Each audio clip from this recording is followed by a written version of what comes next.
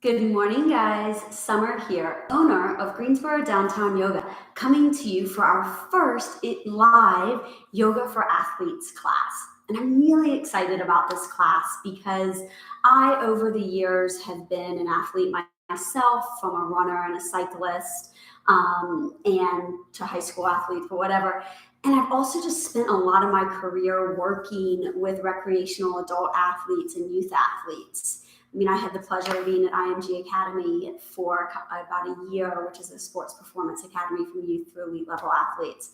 So I just really love working with this population and knowing that, athletic performance isn't always about going bigger, stronger, faster. Sometimes it's about the need to slow down and really focus on opening up our body and working some of those imbalances that we get as an athlete.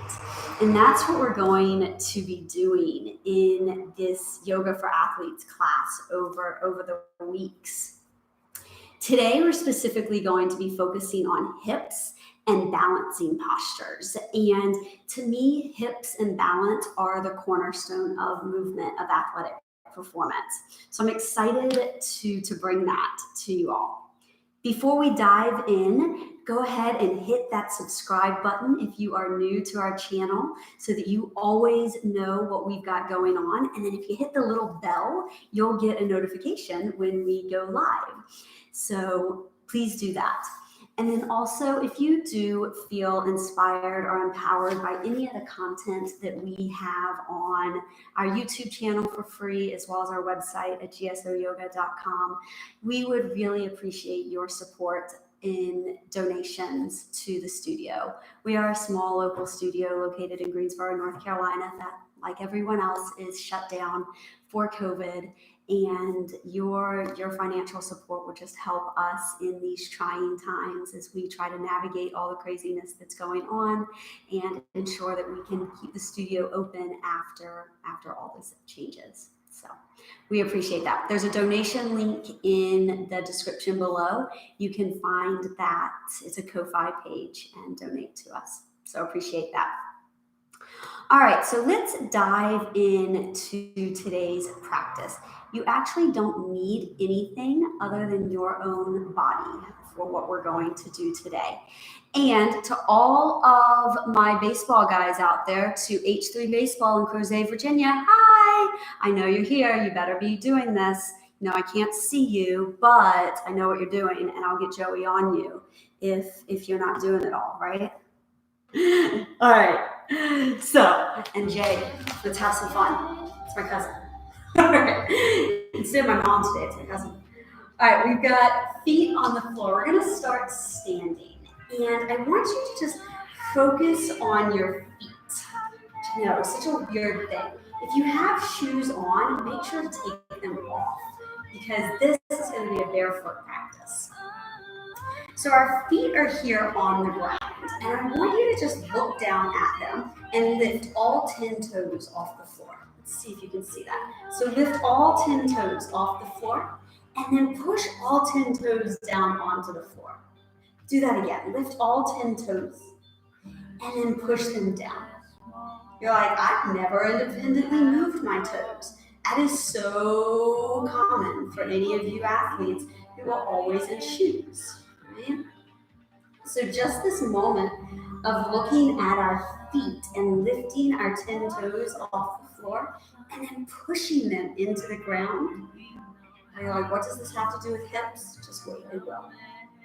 And down. We're going to do that 2 more times. You want to find space. If these hands were the toes, you're finding space in between them and then lifting up. Let's do 1 more time. And lift up. Now, take all 10 toes and place them on the floor, and you're going to get this little suction cup up feeling. So from the side, it looks like this. My 10 toes, actually get a little closer, you might be able to see it. Ooh, right there. So my 10 toes lift, and then I place them onto the ground, and then my arch lifts up right here. So lift the toes, whoop, arch lifts. So that 2 more times. This is really important for balance, actually. When we are balancing, we do this movement. Whoop, and you squeeze your butt. Now hold that place. 10 toes in the ground, engaged on the back of your body. We're gonna call these smart toes, and those smart toes are sectioning into the ground. Now lift your foot, heel, and lift. And you find this space right across your foot. You're gonna kind of roll across. Now for those of you who don't know me and have never done anything with me before, I have a pin and 3 cadaver ligaments in my left ankle. Rock climbing accident. And it doesn't always do exactly what I want it to do. And that's just the nature of my body. So pay attention sometimes to my right side or what I tell you to do, because my left ankle sometimes is like, yeah, we're gonna do something. But what you're doing right now is you're rolling across your foot. So this spot, this area right here on the bottom of your foot is what we're rolling across. Let's just do that 2 more times. So for all of us, if you're a runner, any sport that you do when you're on your feet, right? You've got this tension that builds up, which starts at the bottom up, gets into our hips. You're gonna lift your right leg, and it's gonna circle up and over, and then you're gonna close that hip. So I call this going over the fence. It's like you're trying to step over a big tall fence, but we have to keep our body lifted. So notice what I'm not doing is this, right?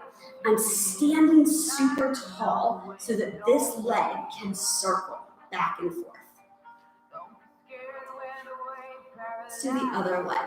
And if you are tight in your hips, which most people are, and especially athletes get super tight in this area, runners and cyclists, really, that you might find one side is tighter. There's baseball player guys, right? You've got one side that you drive with more, and you might find all of a sudden you're like, oh my gosh, this side I can do easier or harder. Just notice it. And it's something I want you to kind of pay attention to as we are moving through this today. Let's do one more. And come back in. You're just going to kind of pick one knee up and move it. So you might wonder why we're doing some of this more dynamic movement before we do like static hold stretches. And research tells us that we want to get some movement, some heat into our body before we just hold a stretch. So that's what this is all about. Notice here, I'm trying to pull that knee as high as I can. So it's not just this, it's getting this crease into my hip joint.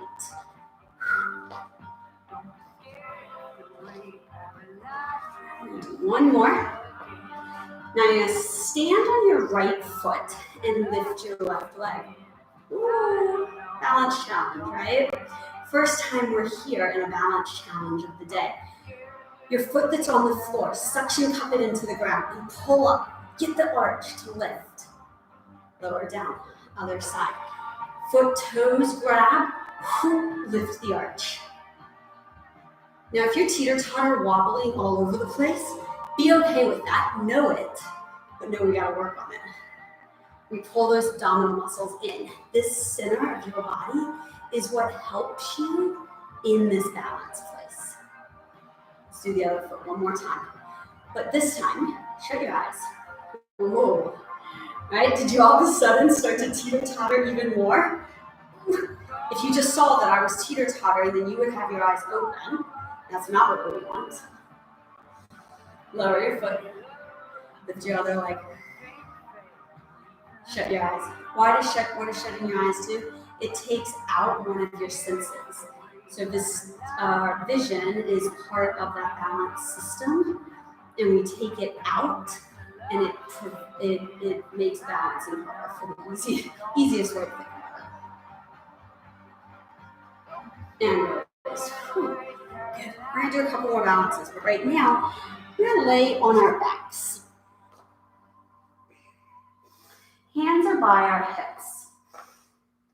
You find this arch in your back. So take your hand and slide it under your back to where you've got this space. And then you're going to take your back and press it all the way down to the floor so there's no space. All right, so how do I do that? My hips tipped forward, and then I pulled my abdominal muscles in so that my lower back comes to the floor. Let's do that again.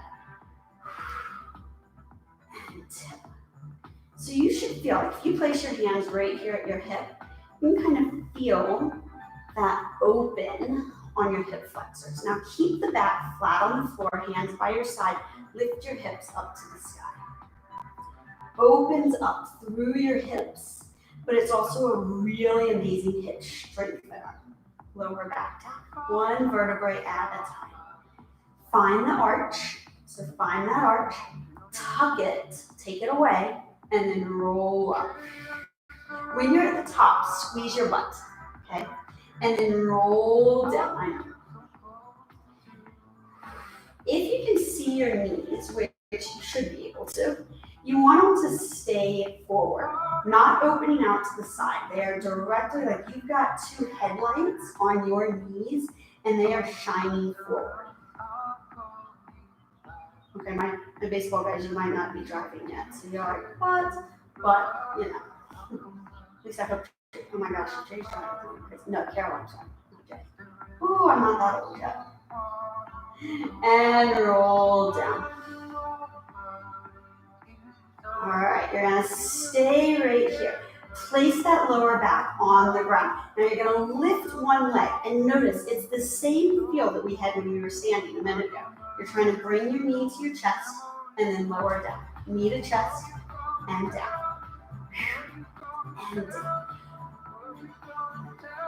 So I'm trying to get you to find this movement into your hip joint. Now your hips are more than just the front of these hip flexors, but they are oftentimes where we find a lot of the tension builds up, which is why today I'm kind of focusing in on there, but there's so much we could do.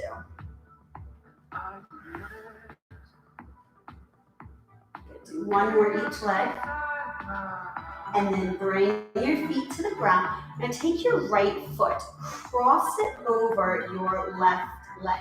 Your right hand presses out on your inner thigh. So from the side, you kind of see this figure four. Most important thing is that as you press, you feel this into your hip, right there on the side. Flex your foot, so just like you were still standing on the ground, that foot is flexed.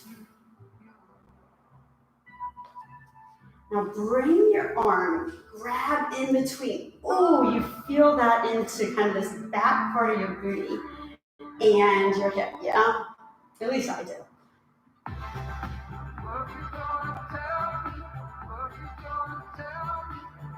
Now, my running days are behind me since my ankle. I originally hurt my ankle like, I don't know, 12, 13 years ago. It's quite a long time married, something like that. Jay, how old are you? That would give us our answer. And lower down and switch sides. And press out. Flex your foot. So I originally hurt my ankle back then. I had reconstructive surgery, went on to run marathons, did a half Ironman, did lots of things. And then about 3 or 4 years ago, it just decided it hated life. No, about 4 years ago. And I had done another reconstructive surgery a couple years ago. And now it doesn't love running anymore, which is such a bummer to me. But I'm still excited that I get to hang out with my runner friends and still do stuff, so I'm okay with it. Most days. Again. The perk is I'm not quite as tight as I used to be. Let that knee press out to the side. So again, notice this side compared to the other side. And I don't want you to necessarily positive or negatively judge it, just recognize it. The hard part sometimes is that our knee starts to hug in versus you really want to be pressing it out so that you get deep into the side of the body. Good. Bring our knees to our chest, hug in. You're going to rock from side to side. Allow your arms to open up and let your knees fall to one side. Look over the opposite shoulder. Now you're going to reach your leg that's on top long. And maybe you're like nowhere near your hand and foot touching. But if you can, try to grab the foot with your hand. And you're getting this long stretch down the side of your body. It's called our IT band. And especially for any sport where you are using your quads, which is most where you're running, you get very quad dominant and your knee might start to hurt. It could be because of this IT band. Bend your knee, come back to center, and let's let our knees fall to the other side. Hold your leg, extend it out. This is also a really great stretch in your thoracic spine, so the middle of your back. And for all you rotational athletes out there, it really is important that we find that movement in our thoracic spine. You know, sometimes we get so much strength that we lose that ability to really rotate well around our middle back. And I have been a person for years that have just a really tight middle back. And it's not fun. Bend your knee in. Bring your feet back to center. And we're just going to roll up to a seated position, actually onto all fours, not seated. So right here, you're going to step your right foot back, hold this position, push your heel back, and then bend your knee in. Step back, push your heel. So where I'm at is my knees are under my hips, my wrists under my shoulders. And you get this just little tiny push back and forth. I haven't talked a lot about it today, but we want to use our breath. As we're here, we get this push. We're trying to get stretch in the front of that hip as well as the back of the leg in the hamstring.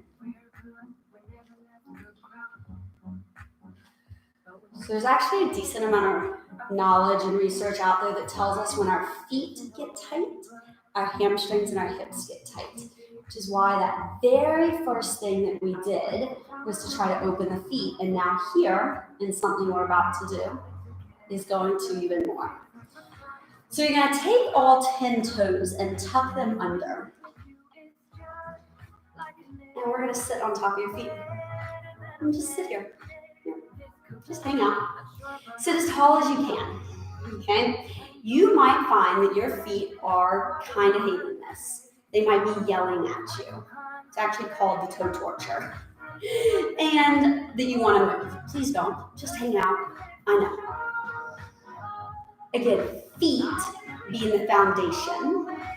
When we can start to open them, you'll start to find that things like running become a little bit easier. Our gait patterns become a little bit more open, which I know is something we all need to work on. And our balance becomes a little bit more stable. So that's why we're doing this. All right, come off, tap the tops of your feet. Oh yeah, thank God.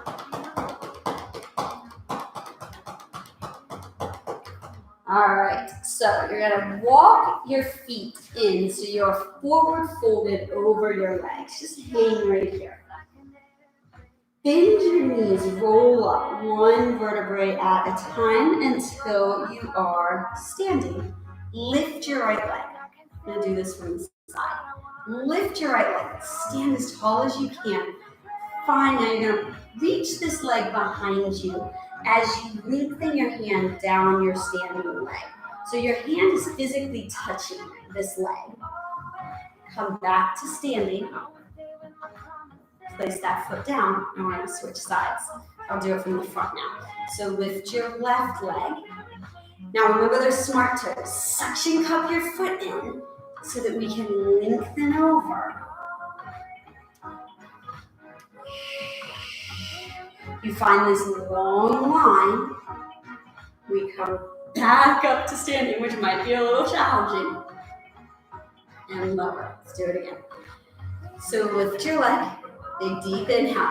Exhale as you forward fold over. Now this back leg, if you can lengthen it, it's as high as your body, that's awesome. But we probably will be more down here, especially as we're starting this movement. Remember, I've had a lot of practice. I've done this. If this is your first time ever doing it, Don't worry if you are teeter-tottering, if your back is not quite as flat. The goal here is to be a flat line from head to foot. If you've ever heard of a deadlift, this is the prep for it. So it's a really important place. Come all the way up to standing. Do it one more time. Lift up. Reach back. Come back to center. Abs are pulled in tight. And lower down. Lift up tall. Reach back. We're going to do, should get to it, one thing with this at the very end that's going to kind of take this to an even more fun level, which was actually a testing protocol that we used to use in the academy. So it'll be fun. Lower down. Shake out your ankles. Step your right foot really far behind you. So this is a lunge position. You have this really long stride. Your front knee is over the center of your front foot. Bend your back knee so it touches the ground. Two options. You can untuck the toes so they are resting on the top of the foot, or tuck them. For whatever reason, if my toes aren't tucked, this hurts my knee. I have no knee problems otherwise, just this position. It's a weird thing.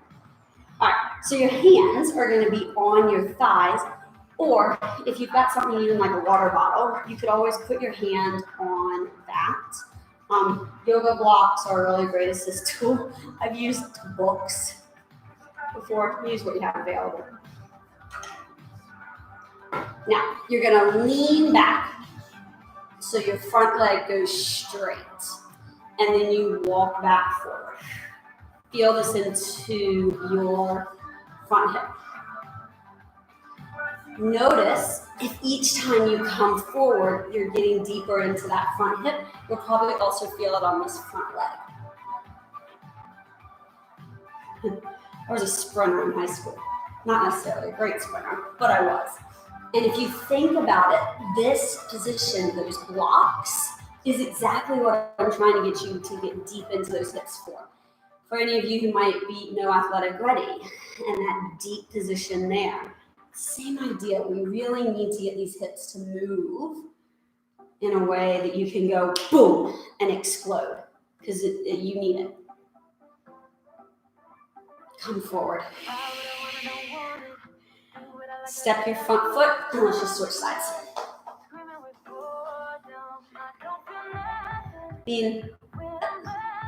Marathon running is probably the least amount of like explosive sprints that you'll have. Just hold this right here for a moment.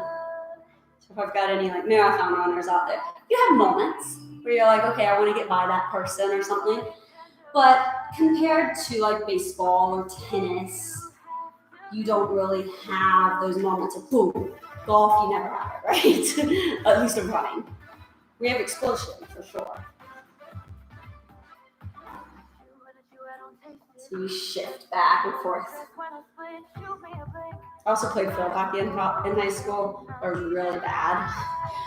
About the only value I had on the field, we came to realize, was running back and forth. I couldn't hit the ball, never score. But I could run really well. So that's when we realized maybe I should just run. So you're moving back and forth right here, right? You've got this deep stretch into your hip, this length behind the front leg. If you're not able to have your hands down here on the floor and you need to be up here higher, that's perfectly okay, right? We're just trying to dynamically move into this hip. All right, stay forward and untuck your knee. We're gonna come back to standing. Notice I'm kind of going back and forth between like a stretch and a balance, and that's kind of that purpose. You'll notice this time where you feel a little bit more like, oh, I've got a little bit more open. I hope. Both feet flat on the floor. I'm gonna do it facing you this first time. Lift your right leg. Go back into that exact same position that we were doing. So arms are gonna open out to the side. This time, take your right hand and rotate. Try to reach for your left toe and then see how far you can come to the ground. And what would be really awesome is if any of you guys are out there and have a friend or family member nearby and could take a picture of you doing this and drop it in the comments. That would be super awesome for me to be able to see and give you some feedback. Because like I said, this is actually a testing balance. So we lift our leg, we open our arms, we press back. So you find that long line right here. And then you open and rotate over to the side. We try to reach for our hand to the floor. And this top arm is trying to rotate and open. So I'm trying to look to see how far down you can come, how much you can open, how far back. There's lots of things that I, as a coach and as a trainer, would be looking for. You're just trying to do it. Come back to center. And release. Let's do it one more time on each side. Lift your leg. Remember those smart toes. Suction cup them into the ground. Stretch back. Arms open. Now we rotate. So we find that rotation around and then we come down. And I have to say this is probably one of my favorites to see people progress on. Because the first time most people do it, it's like all over the place. Come back to center and stand up. Has no control, and then within just a couple weeks often of doing balance work and hip opening, it's like, oh, it may not be perfect, but nothing's ever perfect, but it's better. Reach back. And rotate. I actually kind of weirdly found some videos of one of my old clients from years ago. She was 11 when I started with her, and by the time I moved, she was like 13 or 14 or something like that. And it was cool because I had like different variations of her doing this over the years. Come back and release. So yeah, let me see yours. Drop them in the comments. Shake out your feet. We're gonna do one last move, and this will probably be the most intense hip place that we've gone for you today. We're gonna come down onto all fours. Yeah, let's do it. Let's actually do this. I changed my mind. We're gonna do something that's a little bit less intense, but still really great. It's this 90-90 position. So we have 90-90 with our legs. Bring your hands behind you. Open your chest. Look to the sky. Open your knees. So feet both come flat to the floor. And then rotate them down, look over your back shoulder. Now notice I'm going to rotate. I come back and both hands are on the floor. My chest is lifted. I come back to center and look over my shoulder. So this is all about these hips rotating and moving. As we get better at it, we would try to do it without our hands on the floor.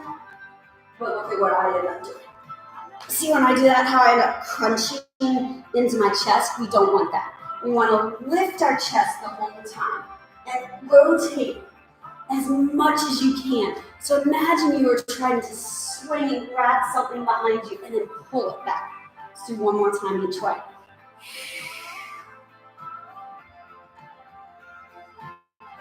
Come back to center.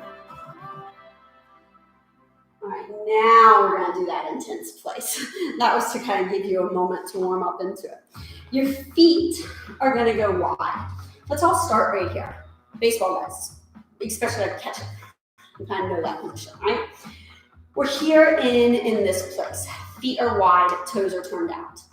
It's not where I want you to stay. I want you to bring your hands down to the floor and start to walk your feet close. Now, ideally, our toes are pointed forward. You notice mine aren't. It's tightness in the hips. But we would eventually try to get our toes pointed forward. Heels are on the ground. So if you're like this, no, it's not where I want you. I want heels down. Now, take your hands, press them together as you press your knees apart. And you're going to stay right here.